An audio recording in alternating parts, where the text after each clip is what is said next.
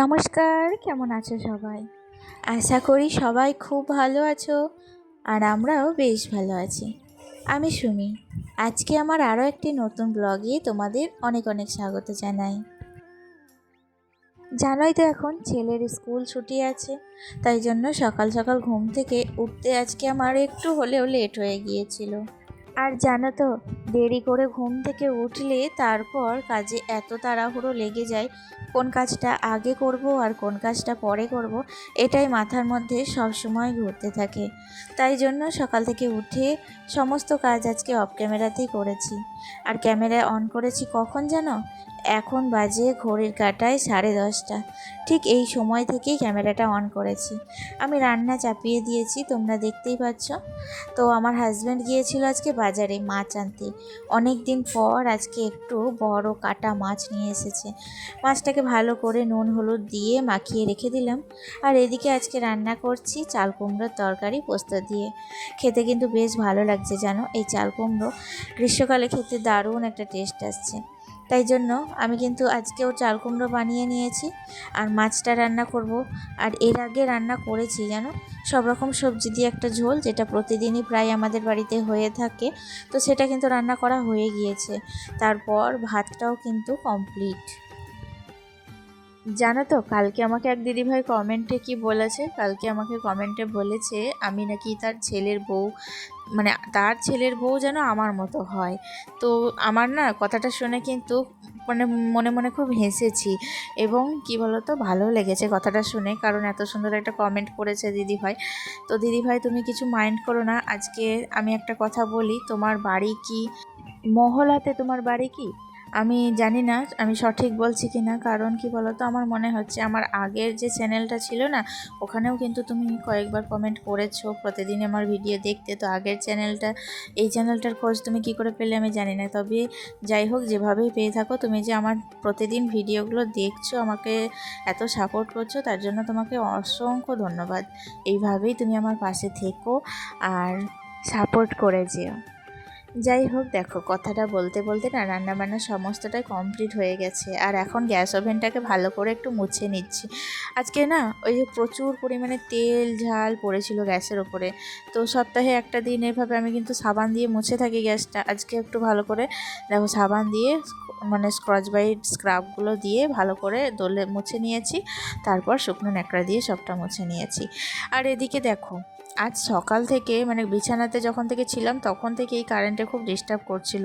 মানে কারেন্টটা যাচ্ছিল আর আসছিল, তো সারা দিন এভাবেই চলেছে। তোমরা হয়তো লক্ষ্য করেছো, মাছের ঝোলটা যখন রান্না করছিলাম তখন কিন্তু কারেন্ট ছিল না। তো মোবাইলের স্ক্রিনের যে লাইটটা থাকে সেই লাইট জ্বেলেই কিন্তু আমি রান্নাটা কমপ্লিট করেছি। তো তারপরে আবার কারেন্ট চলেও এসেছিলো। তো এইভাবেই দেখো আমার কিন্তু ঘরে সেই সমস্ত কাজগুলো কমপ্লিট করা হয়নি, সকালের কাজগুলো। তাই জন্য কারেন্ট যাওয়া আসা করছিল। আর সকাল থেকে বেশ একটা গরম ধরেও ছিল জানো তো। বাইরে কিন্তু খুব সুন্দর হাওয়া দিচ্ছিল। তো বাইরে হাওয়া দিলে তো হবে না, আমাদের কাজ তো ঘরের ভিতরে। তো ঘরের ভিতরে কিন্তু ভীষণ গরম ছিল। দেখো এখন রান্না বান্না করে তো বেডরুমটাকে এখন ভালো করে গুছিয়ে নেব। আর জানো, এই বেড কভারটা অনেক দিনের বেড কভার, অনেক দিনকার পুরনো, প্রায় তোমার 5 থেকে 6 বছর আগেকার। তো এখনও না রঙটা মানে চটে গেলেও এখনও অতটাও কিন্তু মানে চাদরটা ছিঁড়ে যায়নি। খুব ভালো একটা পুরো চাদর, অনেক মানে এখানে ফেরিওয়ালা বৃষ্টি আসে তো সেখান থেকেই কিনেছিলাম। কালারটা তখন নতুনে খুব ভালো লাগছিল দেখতে, এখন অনেকটা কালারটা চটেও গিয়েছে। তো নতুন করে একটা বেড কভার কিন্তু আমার কিনবার খুব ইচ্ছা আছে, কিন্তু কি বলতো, এখন না সব কিছু তো একসঙ্গে পাওয়াটা সম্ভব নয়। একটু একটু করে সবটা মানে করতে হয়, আর তার জন্য অনেকটা ধৈর্যও ধরতে হয়। তো আমার তো মনে হচ্ছে যে এক্ষুনি সব কিছু হাতের কাছে পেলে হয়তো খুব ভালো হতো, কিন্তু কি করব, একটু ধৈর্য ধরতেই হবে, সব কিছু একসঙ্গে পাওয়া তো সম্ভব নয়। তো আমার ঘরটাকে আরও নতুন করে সাজাবো, আমার অনেক ইচ্ছা আছে, দেখে মানে কবে সব কমপ্লিট করব আমি কিন্তু নিজেও এখনও জানি না, কিন্তু অনেকটা ইচ্ছা আছে। সব মেয়েরই যেমনটা থাকে, একটা শ্বশুরবাড়ি বা একটা নিজের ঘর সংসার নিয়ে যেরকমটা স্বপ্ন থাকে, কি যেভাবে সাজাবো, এভাবে রাখবো, এই জিনিসটা এখানে এটা করব, ঠিক সেই রকম না আমারও অনেক কিছু স্বপ্ন আছে জানো তো। তো দেখা যাক কবে সব কমপ্লিট করতে পারি। আর জানো তো, আজকে মিস্ত্রি এসেছিল, আমাদের ওপরটা এবার কিন্তু কালার করব। অনেক দিন হয়ে গেল বাড়িটা করা, প্রায় 7 বছর হয়ে গেল।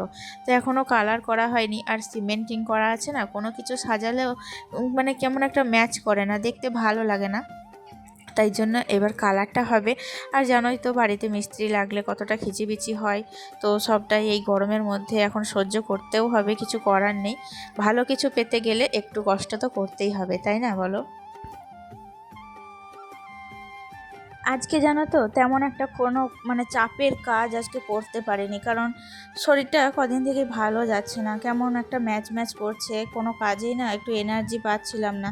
তাই আমাদের প্রতিদিনের জীবনে যে কাজগুলো না করলেই নয়, একেবারেই মানে করতেই হবে প্রতিদিন, রান্না বান্না, ঘর মানে বিছানাটা তোলা, এরকম একটা কাজ, তো সেই কাজগুলোই না আজকে শুধু করেছি। তারপর দেখো কাজগুলো কমপ্লিট করে স্নান টান করে এখন দেখো দুপুরবেলায় কিন্তু খাওয়ার জোগাড়। তো শ্বশুরমশাইকে ভাত বেড়ে দিলাম, ছেলেকেও খাইয়ে দিয়েছি।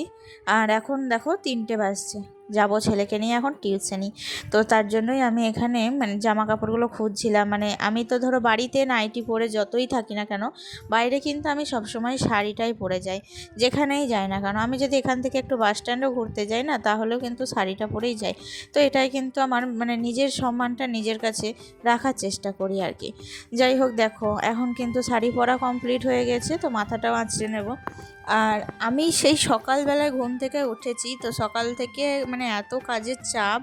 আর কি বলো তো, এই গরমে না এখন মানে দিনে একবার ওই যদি কোথাও বেরোচ্ছি তবেই চুলটা কিন্তু আঁচড়াচ্ছি, নচেত আমি সারাদিন যদি বাড়ি থেকে কোথাও না বেরোচ্ছি তো চুল আঁচড়াতে একদম ইচ্ছা করছে না জানো। কারণ এই চুল আমি খুলে আঁচড়াতে মানে ঘেমে নিয়ে একাকার হয়ে যাচ্ছি। তাই জন্য না কোনো কাজে মানে তেমন একটা নিজের প্রতি যত্নটা আর এই কয়েকটা দিন নিতেই পারছি না। সকালে উঠে যে মুখে একটু ক্রিম মাখবো, তো ক্রিমটা না মানে গোটা মুখে মনে হচ্ছে যেন ঘাম ঝরে ঝরে পড়ছে, তাই জন্য কোনো কিছু মানে ক্রিম ইউজ করতে পারছি না। তো কোনো কিছু মানে সানস্ক্রিন বলো এটা ওটা কোনো কিছুই কিন্তু অ্যাপ্লাই করছি না আমি এই গরমে। তো যাই হোক দেখো টিউশনি থেকে ফিরে এসেছি, তো আকাশটা না এখনও মেঘলা হয়েই আছে, হয়তো রাত্রের দিকে বৃষ্টি আবার নামতেও পারে। তো ছাদে একটু এলাম ঘোরাঘুরি করতে, হাঁটাচলা করতে, গাছগুলোকেও দেখলাম কেমন আছে, কোন গাছটা কী অবস্থায়। তারপর কি বলো তো মাথার চুলটাও একটু খুলে দিয়েছি, কারণ ওই তাড়াহুড়ো করে স্নান করে চুলটা বেঁধে নিয়েছিলাম, মানে চুল খুলেও থাকতে পারছিলাম না, স্নান টান করে এত গরম, স্নান করলে তো বেশি গরম ধরছে চুল খুলে, তাই না? তাই জন্য ভেজা চুলটা তখন কোনো রকমে বেঁধে নিয়েছিলাম। আর এখন কিন্তু দেখো একটু খুলে ছাদে হাওয়া দিচ্ছিল, তো সেটাকেই আর কি শোকাচ্ছিলাম। তো যাই হোক দেখতে দেখতে কিন্তু সন্ধেও নেমে এসেছে, এখনও কিন্তু বৃষ্টি নামেনি, নামবে হয়তো, আবার নাও নামতে পারে। তো মানে ঝোড়ো হাওয়াটা কিন্তু রয়েছে, তাই জন্য কিন্তু ছাদে এসে একটু আরাম, বিকেলের এই টাইমটায় বেশ খানিকটা হাওয়া দিচ্ছিল, অনেকক্ষণ ছাদে ছিলাম জানো তো, বেশ ভালো লাগছিল আবহাওয়াটা। দেখো চারপাশটা কিন্তু বেশ মেঘলা, একটু হাওয়া ফিরফির করে বইছে। আর এই যে দেখো আমাদের ছাদ থেকে এই যে সিনটা না দেখতে ভীষণ ভালো লাগে, তাই জন্য তোমাদেরকেও একটু শেয়ার করলাম। আর নিচে এসে আবার রাত্রে খাবার করেছিলাম জানো তো, আজকে রুটি করেছিলাম, একটু সিমুইয়ের পায়েস, আর তার সাথে একটু আলু চচ্চড়ি করেছি। আর এদিকে আমরা মানে ভাত খাবো, তো কালকে মঙ্গলচণ্ডী, কালকে সারাদিন ভাত খাবো না, তাই জন্য ভাতের জন্য একটু পেঁয়াজ পোস্ত ভাজা করেছিলাম। এই হচ্ছে রাত্রের মেনু। তো চলো বন্ধুরা এখন ছেলেকে খাওয়াবো। তাহলে আজকের ভিডিওটি এতটুকুই রাখছি। আজকের ভিডিওটি তোমাদের কেমন লেগেছে অবশ্যই কমেন্ট করে জানাতে ভুলবে না। ভালো লাগলে একটা ছোট্ট লাইক এবং মিষ্টি কমেন্ট অবশ্যই করে দিও। আজকে তাহলে আসি, দেখা হচ্ছে নেক্সট ব্লগে। তোমরা ভালো থেকো, সুস্থ থেকো, নিজেদের খেয়াল রেখো এই গরমে। টাটা।